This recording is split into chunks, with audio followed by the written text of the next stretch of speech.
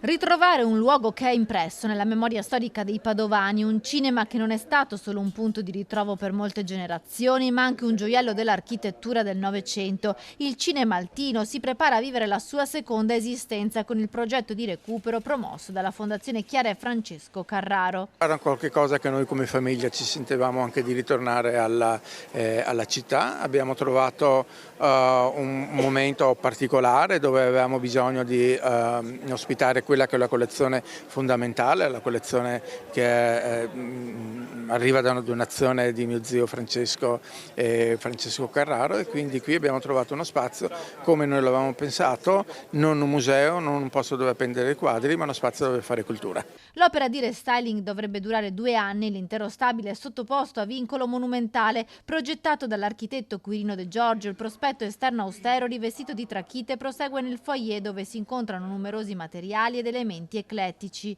L'Altino ospiterà la collezione d'arte costruita da Francesco Carraro e dalla moglie. Una collezione concentrata soprattutto sul Novecento italiano, molto raffinata di vetri d'artista, di dipinti, di sculture, di oggetti di design.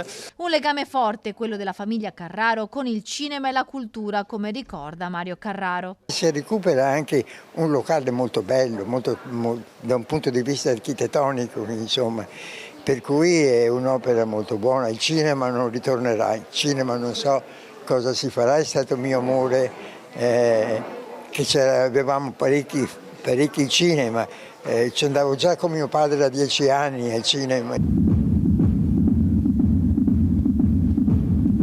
Chiuso dal 2006 a 20 anni dall'ultima proiezione, l'Altino riaprirà per 2 giorni, il 6 e il 7 giugno, con un'installazione immersiva dell'artista sloveno Atej Tuta. Per i padovani un'occasione per rivedere la platea del cinema prima dei lavori di restauro che inizieranno a luglio. È una cosa stupenda, sono contento che sei riuscito a trovare un luogo di cultura in questa città. L'intervento che sta facendo la Fondazione Carraro si inserisca in un progetto più ampio. Padova, luogo del contemporaneo, il Castello Carrarese, il Cinema Altino, la Fondazione Peruzzo in Via Dante, come dire, Padova ha deciso che non c'è solo la Urbs Picta, ma investiamo sui linguaggi del contemporaneo.